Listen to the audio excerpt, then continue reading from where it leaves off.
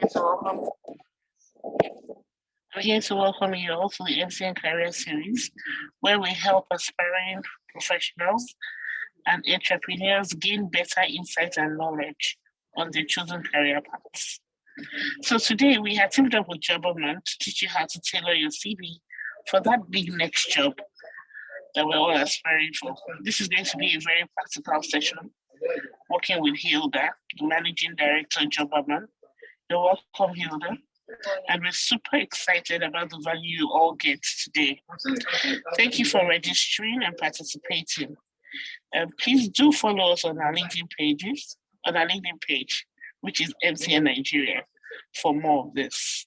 Thank you very much, everyone. You're welcome once again. Thank you. Should I go ahead? Yes, please, Hilda. Please go ahead. Thank you for joining us today. We're happy to have you. You too. Thank you so much for everybody who's joined. Let me just quickly share my screen and make sure I'm on the right page for sharing it. Yes. Can you all see my screen? I'm assuming the answer is yes. So just a bit about me before we start. So my name is Hilda Kabushenga Kragha. I am Ugandan. I'll start my video so you can see my face.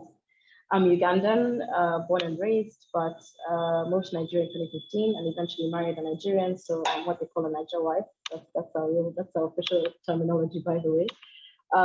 I've been working in the job space for a while now, first as a consultant, but now as first CEO of Jobberman and now the head of Rome Africa Jobs, which runs the largest career platforms across Africa. So as you can imagine, I see a lot of CVs, but even for myself, I've been a job seeker before at multiple stages of my life. And I've seen how my own CV has evolved as I've gotten more knowledge about it, as I've gotten more experience.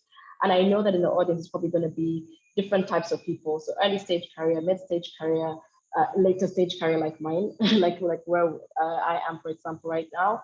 And I'm going to try as we go along to make sure I accommodate all those three, because your CV looks different at every single stage, right? There gets to the point where people don't even look for you you don't even have to apply for jobs, people look for you. And your CV at that point looks very different from in the beginning when you have no real work experience. I think at every single stage it's still possible to build a very stellar resume or CV. It's just about knowing the right elements and how you begin to couch that. So I think if there's any questions, I know there's a Q&A, please just put your questions in the comment box. We'll get to them at the end of the session. If it's super urgent, I'll ask that one of the moderators help me because I can't do both things. But without further ado, just dig into it. So first of all, what is a CV? I think, or a resume. I think a lot of time people think that I'm going to use the term CV and resume interchangeably. I don't be put for it. I think a lot of the time people assume that it's a summary of your academics and work history. So you just go and list down, this is what I did, this is what I did. And you think that's enough, but that's really not true. That's really underselling yourself. I mean, technically speaking, an employer doesn't even need you to find out about your academics and work history, right? They can find that in public sources. So when you think about a CV, think about it as beyond just this summary of academics, summary of work. It's a lot more than that. And what is this? So for me, a CV is essentially a personal advertisement that helps you to sell yourself to an employer. Think about it as the same way, and I use MTN because they're right here, right? Every single time you want to find out about, the latest offering that MTN has, let's say for data, you don't have to really struggle to understand it, because everywhere you look around on billboards, on your phone, on YouTube, it's going to be in front of you. Like as an organization, they're selling yourself to you and saying, hey, we've got the best offer. So your CV is your own personal advert. It's your personal brand wrapped up in a bow of 1 or 2 pages, ideally not more than that says, hey guys, I am your person. And it's a depiction of multiple things. One, there's your personality. I think we tend to think that CVs have to be extremely clean and scientific, but no, that's why there's a part for hobbies and things like that. So your personality needs to come out, even your writing style comes out inevitably. Your background, educational background, even geographical background, where we lived, where we worked, and your job as well. But beyond that, your capabilities, I think beyond just this is what I did, it's more, what did I learn? What skills do I have? Especially as we think about the world today and the way jobs are changing and you want to change careers, it's very important that your transferable capabilities and transferable skills come out in your CV, such that any employer who sees it can know, oh, it's easy to say, I was responsible for, marketing campaigns. You could have been terrible at that responsibility. We'll get back to that a bit later. but being able to say like, I know how to do this, like I accomplished XYZ campaigns, I deployed a digital campaign, that shows your capabilities, and that's what's transferable. So when you're coming from one job to another, it's important that CVs, or even from an educational institution to the workplace, it's important that whoever's looking at the CV can really understand that yes, this person's skills and capabilities, they're not unique to the current environment, they're not responsibilities they're good at. I can see these capabilities and say, this is how they can be applied in my own organization. That's one thing a CV does for you. The other thing is your accomplishments. So what have you done? What have you accomplished? This could be, and even people who don't have work experience, like, I've not accomplished anything. You have. This is why, first of all, extracurricular activities are super important in school, because that's you led a team, you executed in a project, all the things you've done, even academically, you have academic accomplishments where you're on the dean's list, you get a first class or 2-1, whatever it is, all of the accomplishments need to come out, both in the workplace and not in the workplace. And if you have other things you do, because some people are legit like polymaths and they do 1,000 things at a go, you bring that out as well. You started a foundation, you started a small community project, you've been volunteering as a teacher, all those things that you've done can get into that section as well. Then finally, if actually a CV highlights your organizational skills and sense of quality, I know this is a tough one for most of us. Not everybody is born a natural organizer. And that's why I'd recommend when you're done with the CV eventually, you really, really need to get other people to look at it. CVs with typos, CVs that are not aligned, CVs that are kind of like the chronology is not correct. That's actually a reflection on you. If a recruiter is looking at your CV and it's easy for them to read, the flow is on point, the fonts are all aligned, there's no typos, everything, it's very obvious that you are a person of quality, you're highly organized, and that already supports, helps them to make a decision about what they look for them to you. I think lots of people know this, or maybe you don't. In actual sense, most recruiters spend maximum 10-15 seconds on a CV. Because when you put up a job, when you put out an advert for a job, you don't get one application, you don't even get 2. In Nigeria, you don't even get 10, you get hundreds.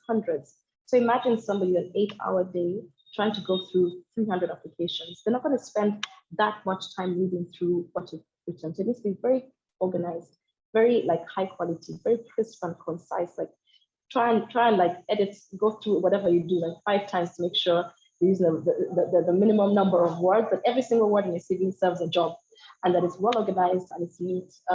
When you start seeing typos in the first line of the CV, automatically in your 10 seconds, just put that down. Like, why are you wasting time? So that's one thing that a CV does. So in terms of selling yourself, all these things matter. It's not just your education and your work background. And this is just one last thing I found, which I think is super helpful. So essentially a resume. So typically there's many sections of it. And again, depending on your work, on your level of experience, is going to be different, your objectives. So typically I say, objective personal statement, early stage is important. What are you trying to do? What are you trying to accomplish? What do you want to learn? How do you see this job is going to help you? Not to help you, but how do you think this role can help you? That's something great to think about internally, but present it, your objective is to be, an executive in the HR space or whatever. Later on, and I'll share it a bit because we're going to break down the different sections of the CV. But later on, it changes. At my stage, for example, it's not that important for me to talk about my objectives. I mean, it's very clear. I've spent 10 years in this space and an MD in this space. If I have a different objective than continue to grow in this space, then wow. Or it should be a bit more clear. But then talk about like your actual, your professional summary. What have you done till now? If it should summarize your career to date. So as you go older, not older, but as you mature in your career journey, this changes from setting objectives to your accomplishments so far, a summary of your career so far.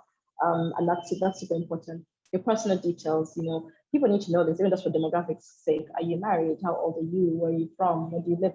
I think as the world is getting more secular, some things not so important. Very few people I know in Nigeria it's still important to put things like state, maybe religion, sometimes, maybe not. A marital status, yes, sometimes not. Different organizations have different requirements for this. Educational qualifications, always important, but you don't have to index. And like I keep seeing resumes like, somebody with 8 years of experience and they're still talking about the high school they went to. At this stage, nobody cares where you went to high school. Let's be honest.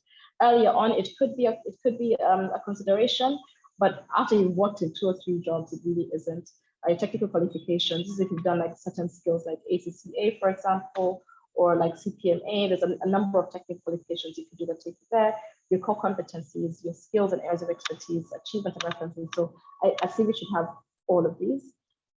And yes, in 1 or 2 pages. So we're not asking for long paragraphs, on this space. So basically, I'm using my own CV here. So we can go through, and if you've got your own CV, I'd invite you to kind of like just open it up and also reflect through this. So at my stage, again, I don't speak to objectives. I think earlier on I used to. What did I want to do? At one point, I was trying to, be like the most experienced tax advisor ever. You'll see that a bit later. Or you talk about like concrete goals. Think about what you want to accomplish, what you want to learn, what you have fun or trying to bring to the table. I think a lot of the time, like the CV has to be structured as what will I contribute, not what will I get. So at my stage, for example, where I have more than 10 years of experience, I speak about my qualification summary. What makes me feel that I'm qualified for this job I'm doing my CV in for. So I've operated, I've done management consulting, I've in digital technologies, 3 years managing actual P&Ls, which is like a profit and loss. It's something like if you're CEO in that position, you understand, but maybe not, if you didn't be 3 years managing teams or 3 years as a team contributor in this space or managing stakeholders, because even when you're a team contributor, you do manage external stakeholders. So think about all your qualifications from every single thing you've done. What expertise do you have? I'm talking about management expertise, but it could be product development expertise. It could be talent acquisition expertise. It could be marketing campaign expertise, field marketing expertise, sales expertise. Whatever stage you are, there is some sort of expertise you bring to the table. People management, if you've not managed people, you can say you collaborate well with people, you work well with stakeholders, team building, leadership skills, strategic thinking, whatever it is that you have. The qualification summary kind of takes the highlights or the strengths of all these qualifications, not necessarily qualifications, strengths and skills you've gotten from all your jobs so far, or your roles or your opportunities so far, and package them in the beginning. If you're an early stage where this is like more of objectives, what do you want to accomplish? You can just link that to your education, to anything you've done, and what you're trying to accomplish going forward. That can still be concise. So as you can see, this is for me pretty much a quarter of the page, right? 1, 2, 3, 4, 5, 6 bullet points, and even that is too many. I think when some colleagues would tell me to bring it down to only 5 bullet points. If you're earlier stage, it can be 3, but that's pretty much the beginning. So showcasing your personal statements, your qualifications, it's the focus here is in your strengths and your goals and your skills and all the things you have that you bring to the table. Again, remember, if somebody has only 12 minutes, this is what they're going to see. So even don't be tempted to start with, a whole 1-pager of your education experience. I think that the general trend now these days is to make sure that goes at the bottom. Maybe if your early stage career, it should be at the top because they're going to consider university education a lot more. But the more experienced you are, the less important this becomes. So you can kind of push it down. So for me, for example, when you look at my CV, this is the first thing you see. Like after my name at the top, boom, the next thing is qualification summary. Because already I know a recruiter might not get to the bottom of it, but just from looking at this, they can know I'm a CEO, I've led businesses, I've managed a profit and loss, I've led teams, I'm a strategic thinker, I'm really positioning myself, even if they don't see anything else except these 6 bullet points, I probably stand a chance. And you should try to position yourself that way. This is almost like your elevator pitch. The whole CV is an elevator pitch, but this qualification summary, objective summary is the elevator pitch inside the elevator pitch. The next thing is work experience. And here my key, so I'm using my very first job, but here my key is to focus on achievements and not responsibilities. And I always use like a very basic terminology, basic analogy for this. A lot of us grew up with single moms, or we all know people who grew up with one parent. And the thing is, the other parent was also responsible for the children, but they didn't live up to their responsibility. So responsibility in the CV, do not tell an employer anything because they don't know if you're good at your responsibilities and if you did them, or if you were not good and you didn't do them. So focus on achievements. What did you do? What did you accomplish? And no matter your role, if you can break it down, even if you're just a team contributor, early stage, entry level, you had accomplishments. The way work operates that you're given tasks and you can fulfill those tasks either well or not well. If you are an analyst, what was your work stream? What did you accomplish? If what was the result? If you're part of a project, what did your contribution result in? Like with what I'm talking about here, I wasn't necessarily like the manager on the job, but I knew that the work we did led to growing revenue by 30%. I know we decreased tax liability on 40% for multinationals. Try and quantify these things, right? Employers want to know that boom, you had impact. It could be something simple as an internal process, right, that you execute maybe for leave approvals in organizations and HR analysts. and the leave approval was previously taking 2 weeks and you brought it down to 2 days, you can quantify that. It could be even something as smooth as, launching a staff bus system, if that's your small area. It could be meeting your targets. Let's say your field sales agent, your sales agent, you met your targets, smashed them, met 120% of my targets. Don't say things like responsible for bringing in new clients, because the question will remain, did you bring them in or did you not bring them in? So think about it. Brought in 15 new clients for the business line that contributed XYZ in revenue. If don't understand the revenue, if you don't know the revenue bit yet because you're not quite there, then you just speak to brought in 15 new clients. So that's something a recruiter can look to and say, yes, this person did their job. If you say responsible for bringing in new customers, you could have been responsible, but you brought in 0. So try and quantify what you actually accomplished in that job. And I know sometimes you can undersell our accomplishments. So what I'd recommend is that sit down before you start writing your resume and think about all the different things you did, all your tasks, all your responsibilities. What was the end goal? Say, okay, what was the instruction? What did you do? What was the process there? What was the end goal? If you can link 1 to 2 to 3 to 4, then you have your nice little one-liner. You are part of the team that launched XYZ product and led to 20% adoption in the first 3 months. There's many of those. Even in school, when you have responsibilities in university, I'm just doing this for people who might be still in university and soon graduating. When you have group projects, what was your role there? What did you accomplish? When you're working for clubs and things like that, what was your role? What did you accomplish? We kind of tend to overlook that. Even unpaid internships, or even how work in the home, right? A lot of us grew up, for example, in homes where your parents are running a shop. So you're there learning accounting skills, you're learning inventory management skills, you're learning customer management skills, but you underlook that experience because you think this is not necessarily professional or whatever, but you've learned real skills there. And I think you can package them to expect to show that this is a skill that you've learned, and it's still relevant. If I know that you've been managing 100 customers a day simply by being in your mom's shop or in your dad's shop, that is a lot of experience, because lots of people cannot manage customers like that on a day-to-day basis. So don't overlook the experience. Look backwards and say, all the things I've done in my adult life, which of these have I learned practical, transferable skills, and then spend some time thinking about how do I package them such that they can be reflected on my CV as an area of strength. Yeah. And this is replicated. If you work in a project environment, then maybe don't just speak about the company, speak about every individual project, step by step. In this project, I was this, I contributed this, I learned, not learned this, but drove learnings.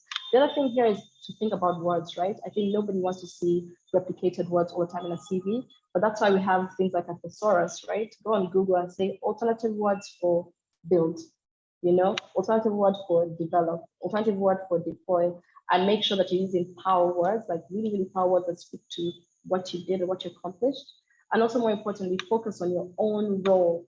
So if it was a group activity, don't talk about what other people did, focus on what you did, what your area of responsibility was, and how you contributed to the overall goal, right? As you get more and more advanced and you're less of a contributor and more of the driver, then you speak about what you drove and how you coordinate the team, etc. But the focus must always remain on your achievements and not your responsibilities. Remember, people abandon their responsibilities all the time. So responsibilities tell us nothing. What you achieved, what you accomplished, what capabilities you deployed, what visible, what tangible proof is there of the work you did, right? Like if somebody's going to that organization and say, hey, what did Hilda do? It should be very clear, as opposed to what was Hilda responsible for? Because they'll say Hilda was responsible for X, Y, Z, but nothing happened. So that's something you really have to bear in mind. Then finally, for the personal details, so I was trying to keep this really short so that we can get right into the Q&A.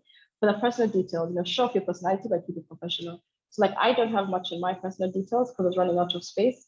Education is a one-liner, university is a one-liner, languages, you can add your hobbies. Maybe I should add my hobbies, feedback for me.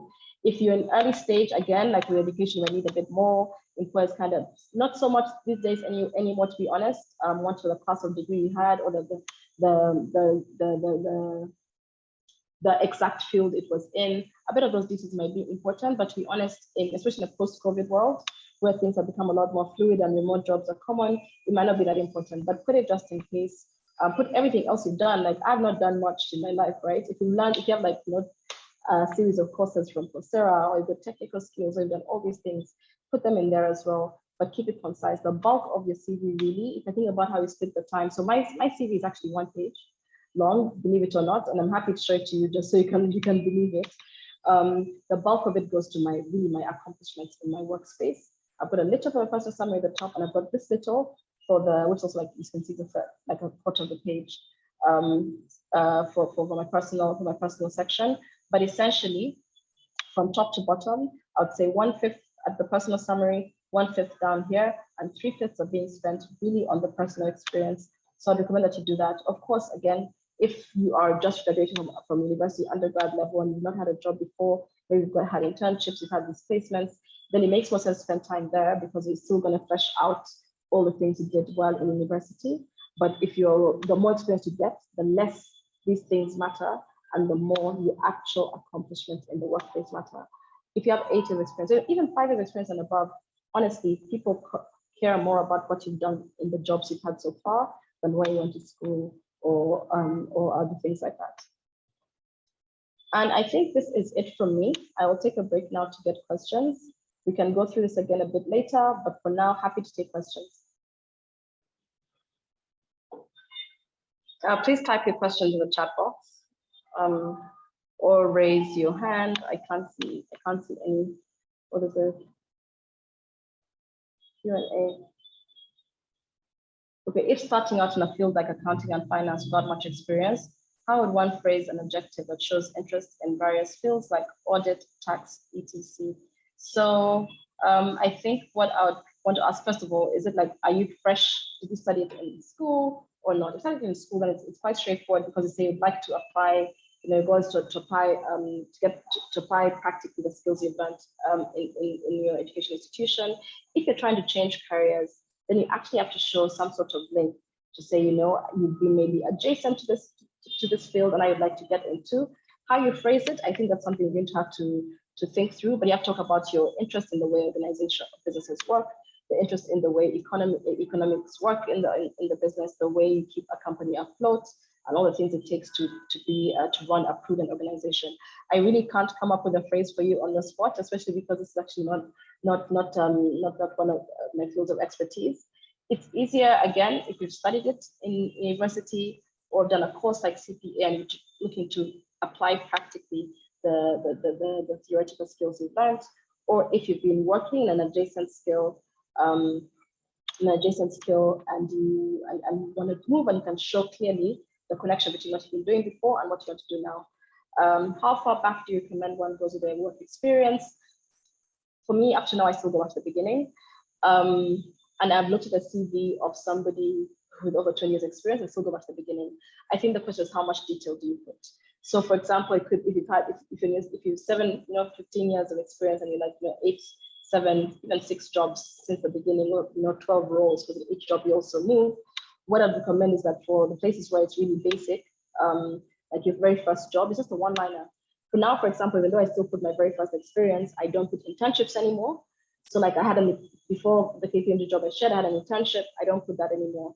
I don't put small things in between because I'm trying to create space. So also think about what is impactful. Sometimes it could be that an early stage job is impactful or not CV because of the skills that you learn from there. Sometimes it's not, but tailor your CV depending on what you want. That's another thing I think which we should touch on a bit. Don't have a blanket CV you send everywhere. Tailor your CV. For example, I have a consulting CV that focuses more on like my management and Big Four consulting experience. I have an HR CV that focuses a lot more on like what I do today. And I've got a tech CV that focuses on my tech skills, right? So even with you, looking at all the transferable skills you have, think about how they apply practically. If you have a job you did, like I just shared my consulting CV, I'll always put KPMG from 12 years ago, because it's important to a consulting firm, it's a good consulting firm. Those skills would be important in my consulting CV. If I was doing my HR CV, I might leave it out. So I think up to you, depending on who you're targeting and what role you're trying to apply for, the organization, and how those skills or accomplishments you learned in that place serve you at the time. Can we get the recorded version? I think that's for the MTN team. Must all CVs follow this pattern? So I think there's probably 2 or 3 globally approved CV standards out there. The one I shared is one of them. There's others as well, but for me, what I've found is that this is the most impactful, the place where you start with your summary, you get into your experience, and end with your education, etc. You could start with education. The reason that one is becoming a lot less popular is because, again, of the time people spend. You know, if I'm only spending 10 seconds and it takes me those 10 seconds to get to education, you might lose a chance. So your CV should always just get in the bank, like bang, bang, bang. This person is a banger. And that's why the other way around is getting a lot less popular over time. But there's at least 2 or 3 global standardized CV formats. Some of us, depending on educational background, you get into that global standard. Other people do not, which is why you still see a lot of CVs that talk about responsibilities. And that's just something the world has moved away from. But also find what works for you. You know, if you look at something that is clearly professional, there's also, like, depending on your field, different CVs. I know tech CVs look a bit different. I know creative sector CVs are very colorful. You know, graphic design CV is always literally filled with graphics. So all those small things and differences could be allowed for. But at the end of the day, make sure you're communicating all these. I think the one thing I'd say about following this pattern is what you're communicating. And to that extent, I'd say, yes, your CV should communicate all these things. How you do it, there's some flexibility there. For recent graduates applying for a job, how would you showcase accomplishments not having extracurricular activities or internships relevant to the role? In this case, you really can't, right? So I speak to your objectives, but also I'd encourage you guys, it's extremely hard to get beyond a CV review in a place you have no experience, and no extracurriculars. Go out there and put in the work, you know, learn. You can get free learning opportunities. Talk to your friends and say, hey, I'm happy to volunteer my time. Speak to organizations, charity organizations, especially NGOs, which don't even have salaries, but say, I'm trying to learn XYZ. I want to get in some practice. Go out there. It's also requesting a lot from a recruiter to look at your CV. You have no background, no extracurriculars, no volunteering, nothing.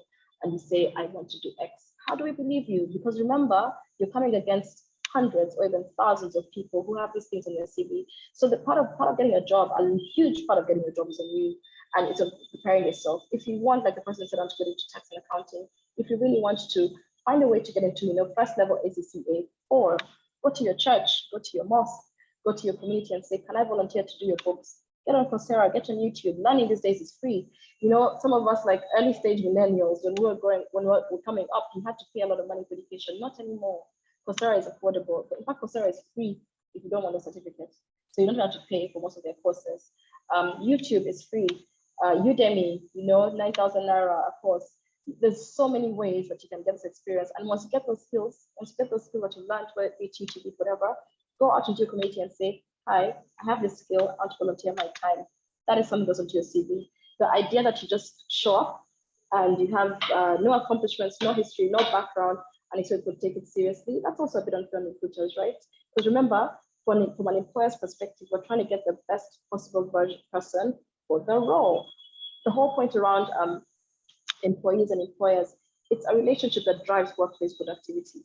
I'm not going to give you a chance to come in if I know you know 0, 0, 0, 0, 0, and you've not even made the effort to try to get like a internship or something. Unless it's a graduate recruitment program, in which case it's all about your educational background most of the times. But even now that's changing. But it's very hard for me to say, okay, if I bring in this person, they're the ones that are going to improve my workplace productivity. I can't do that now, but other CVs of people that I know have already ramped up a bit, or have already done some practical skills, already have done some training, and I know they would get my organization to productivity even faster.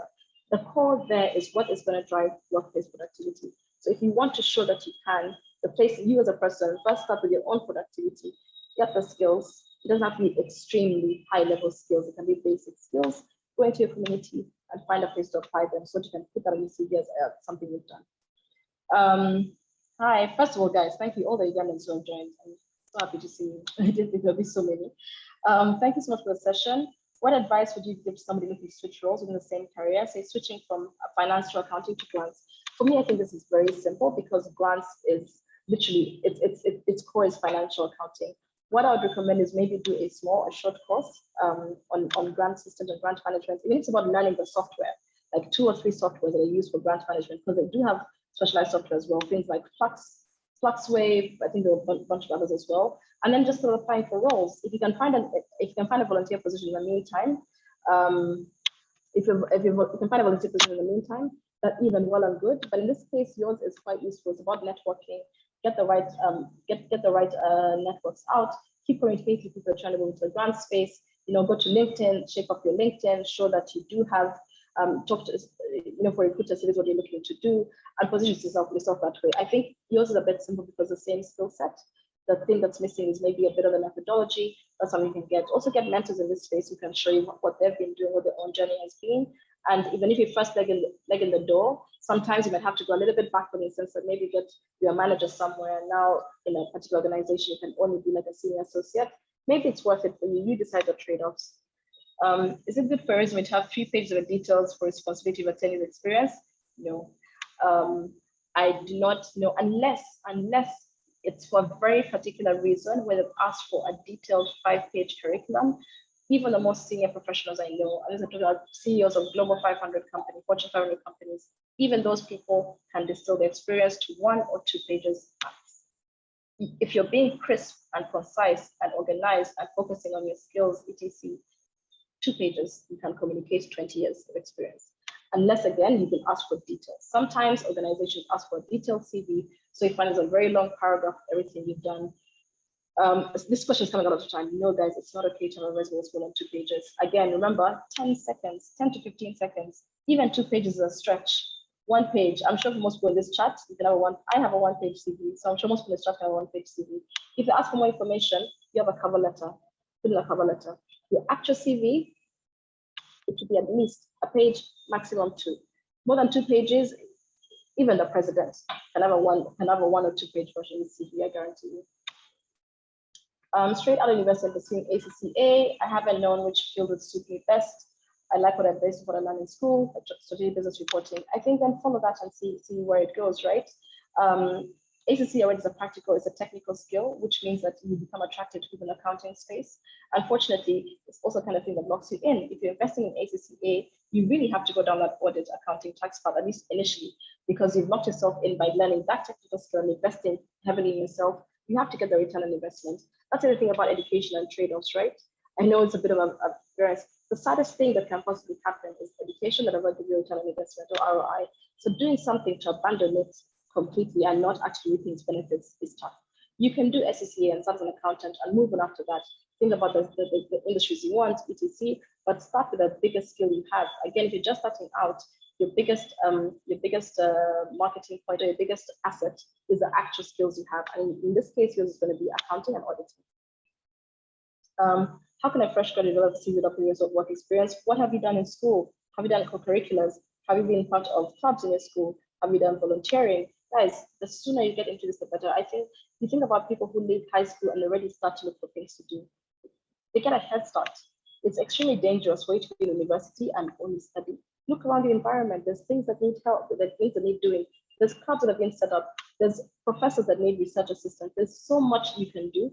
Go to your church. People are treasurers in their church. They need entire sections. They need youth development. They design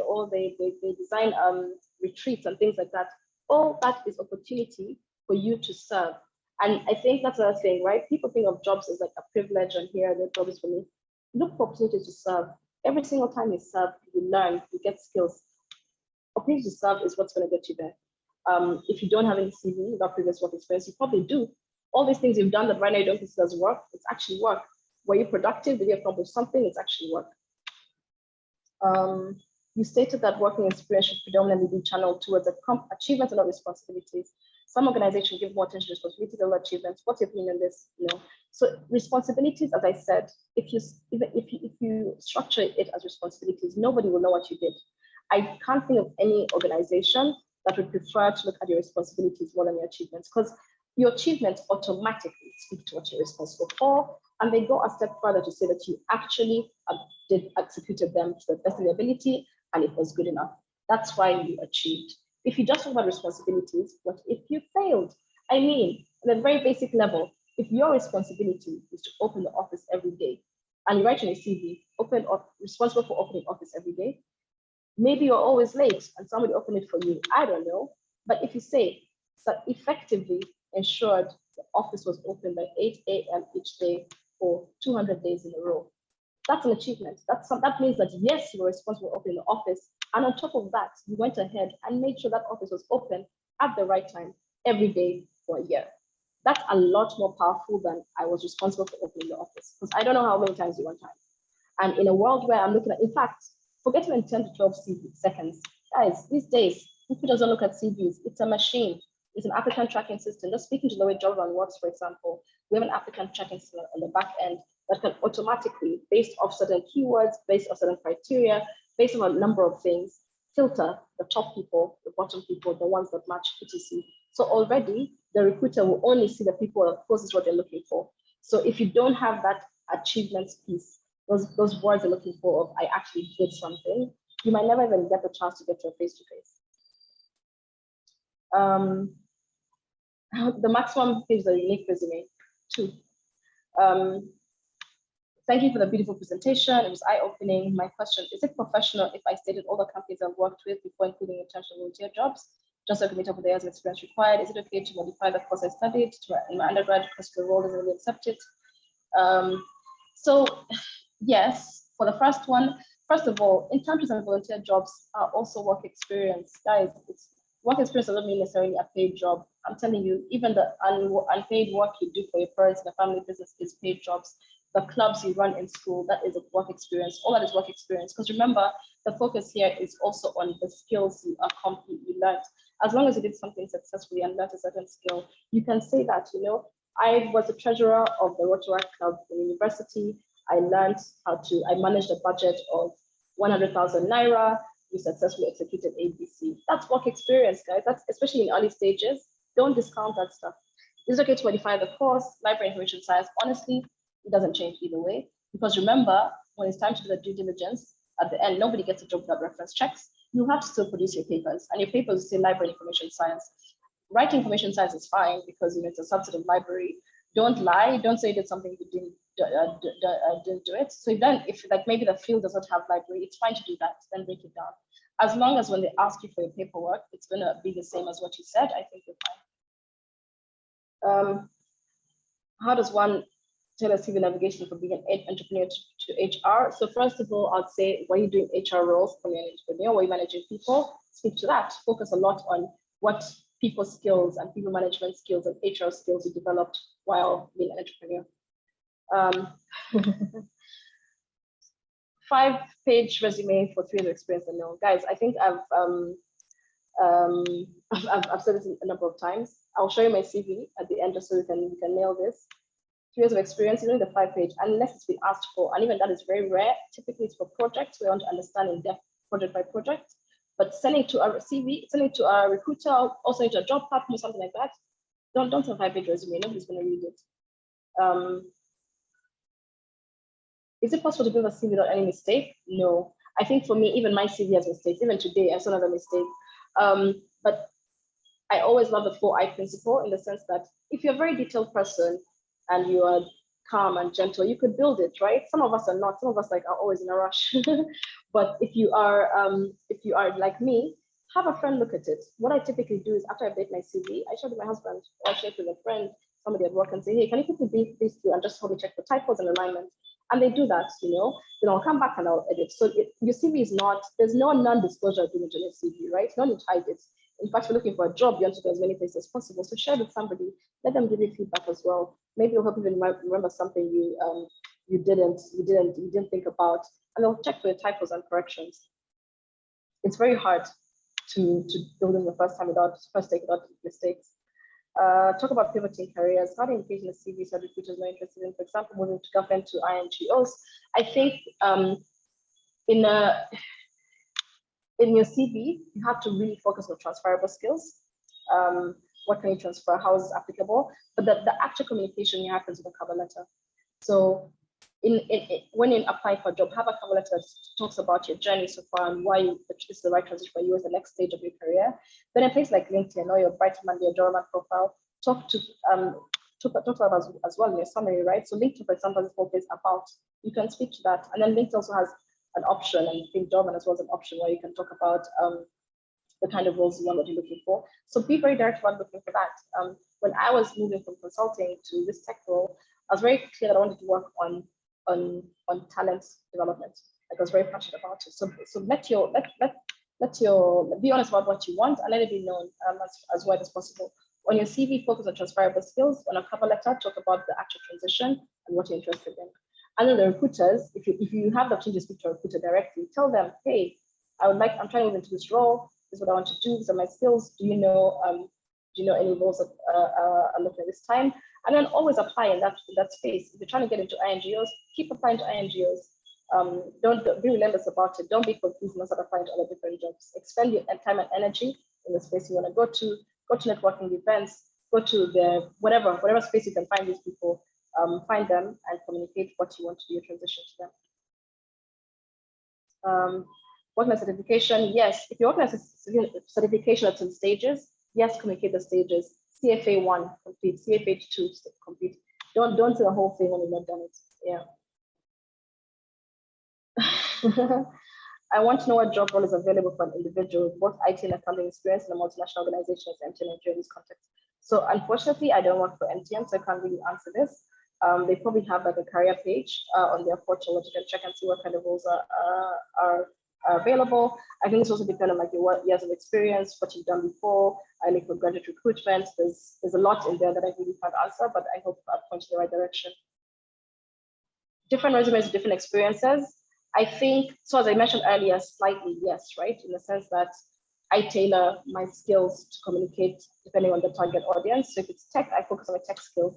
If it's consulting, my consulting skills. If it's the NGO world, my experience with grants. If it's the HR world, my experience in HR. So you can do that. If you don't have that many, then focus on skills and communicate how those skills are applicable in this space. Also useful on a cover letter. How can someone as a fresh graduate construct his or her resume no experience of work? So I've covered this extensively.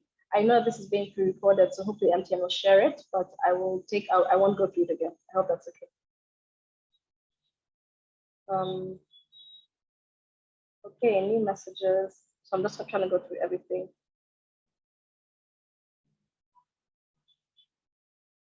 Are references necessary?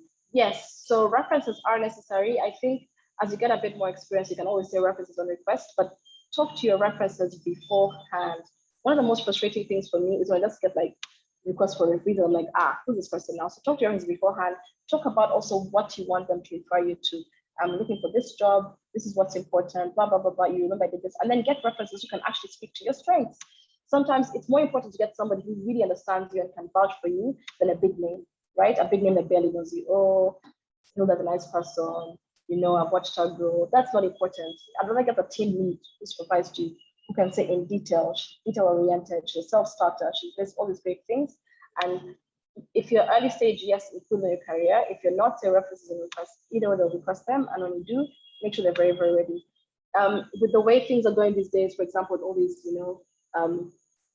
fraud and stuff, I personally do all my reference checks. Like I ask for the written one and I also do a video call. Like if I can't meet you, I want to look you in the eye and that's not hearing from your mouth. So that if this person turns out not to be what he told me to do, I can call you and be like, but we spoke. You said all these great things and I'm not saying it. Where was the misunderstanding, So make sure your references are very, very ready to chip in and vouch for you in a very strong way. I have 24 years post NYSC with very work experience. How do I squeeze my experience on one page? You don't have to put all of it. The older it is, the less important. You can just put as this one line. The first 10 can be one line. Then the more important, or like for example, where you spent less than a year, you don't put that much. Where you spent a larger time, you put enough. Even in the most case scenario where you spend a lot of time, 5 bullet points should be enough to quantify experience. Think about it.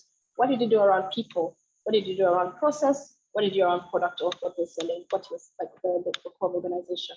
Just those 3, people, process, product. If it's also like things like finance processes, HR processes, etc., you can come up with 2 points for each of those, and you're good. I think you get trapped in this whole, I need to tell my whole story. No, you tell your story in a cover letter. A cover letter is not a CV. A CV is something that you can shop around. a cover letter is not custom tailored when you're doing an application that you then add on with more details. And even then, it can be one page. I don't think that you can do two. So 24 years of experience, I assume 2 pages, but 1 to 2 pages max. Okay. I think this is it. Let me see if there's any more from the Q&A. No, this is it. I'm not sure if there's any more questions.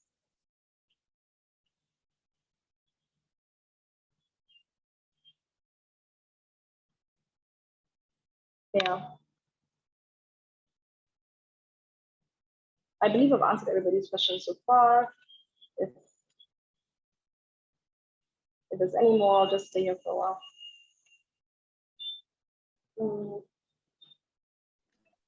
Hi, Hilda. I think 2 questions just popped in now. So I can't quite hear you. Can you hear me, Hilda? Hello?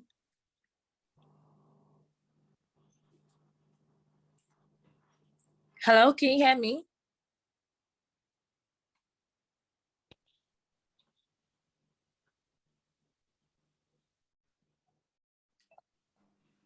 Hello. Yeah, Hilda, I was saying I think 2 questions popped in now. Okay. How helpful is it to get multinational jobs? I really don't know. I think you have to just speak to recruiters depending on your experience. I know that there's lots of people from accounting and this is the background, but I really don't know. They typically for consultants. I don't want to get into LinkedIn, guys. I also run a job board, so it's really tough for me to just stop talking, breaking down another one. Some question, is it available on request in the reference section? Yes. 3, yes, it is, if depending on how experienced you are. If you have no experience, put them up front.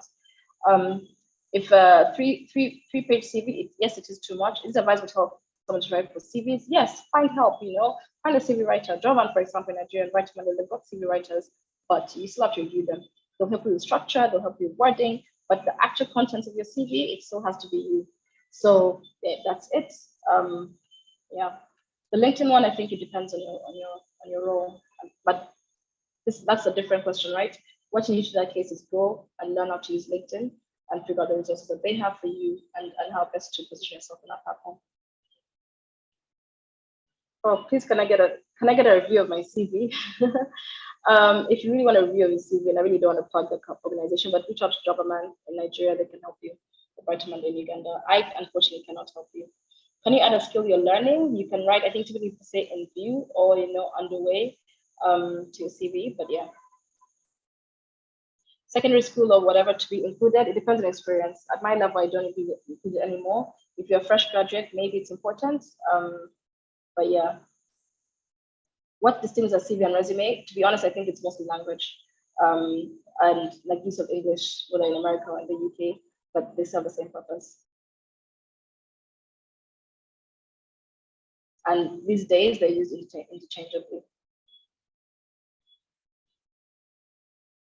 Do I offer CV review services? The organization I'm from, Jobberman, yes, does offer CV review services. We also have a soft skills curriculum that's free for all people, and that it's actually available on MTNxJobberman actually. And one of the things that you can do is to learn how to build a good CV. Are hobbies necessary? Not necessarily. You can see my own CV didn't have hobbies, but if you feel like it to be important, then slot it in. It depends. And just I wanted to show you something. Yeah. So this is my full CV.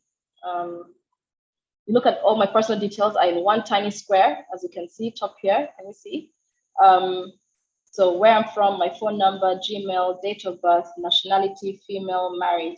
It's not taking up space. Can you see? Literally the same space as my name, the same space as my personal details. I'm trying to show you how to get it to one page. Qualification summary, professional experience. So my current role, managing director, that's like a few bullet points. Join Nigeria CEO, a few bullet points. McKinsey and Company, Hempel, KPMG. The third page, which yes, I should take down, is mostly just my education. If I was to submit this now to an organization, I would definitely summarize. I'll take out this internship. This is not the most updated CV. I'll take out this internship already compressing it. I'll reduce the number of projects I put for McKinsey because, you know, it's been a while. I don't need to all these 5 projects anymore, and focus mostly on these last 2 roles that have experience for me. Probably reduce this one to 1 bullet point, and so make sure by the time I submit, these educational details are on the 2nd page as well. So I'm also shocked by myself having a 3-page CV, but it should not be the case. And I would not submit this. If I was applying for a job today, I would make sure I make it neater down to only 2 pages maximum, because I know, but attention fan perspective, nobody's getting down to the 3rd page. I think why this also works with the fact that given my experience, even if you just read half of the CV, you should get what you want, but not every is in this position. And I've been working for a while now. So if you've been working for even less time than me, 3 years of experience, I don't expect your CV to be this much, because even I believe my CV right now is too long. I'll not submit it this way. So some people, you find this personal details are taking a lot, like half a page. They shouldn't. Compress things, you know, and make sure you can put it all in very concisely, single liners, super like punchy, and compress it down to maximum 2 pages. Is a photograph an applicant necessary? I know it's not. I've never done it. Some people do. Actually, if anything, I'd encourage you not to, because that reduces the incidences of bias. Some people will want, you know, people to look a certain way, or they'll be biased because of your hair, or male versus female. So generally, it's encouraged not to put a photograph, and lots of organizations want blind CVs. Sometimes I see a photograph, like it means nothing to me, but that's just something I'll put for you out there to note. You're better off about it, just in case there's some sort of bias that could be activated by looking at your photo. I mean, they'll see your face when it comes to interview stage, so let your CV do the talking for now. Hi, everyone. Can everyone hear me? We can hear you. Okay, great. I think we've exhausted all the questions. I don't think we have more questions. Thank you so much, Hilda, for a beautiful session. It was interactive, it was informative, and I'm sure we all got value from this session. So I believe that we have exhausted all the questions, like I said earlier. We're going to make this available on our YouTube page, that's MTN Nigeria's YouTube page. We're going to make the session available, so there's going to be a replay. However, you can also follow us on our LinkedIn platform, which is MTN Nigeria, so you can keep up with, you know, other fantastic sessions and initiatives like this. I would like to say a big thank you to Hilda and to Jobberman for doing this, and a big thank you to everyone that logged in and participated in this session. And we're happy to hear from you via our LinkedIn page as well.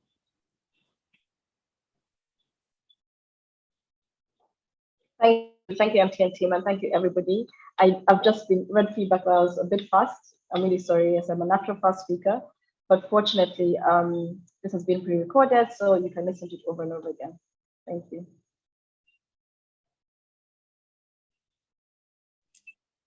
All right, so bye everyone, and thank you for joining once more. Bye.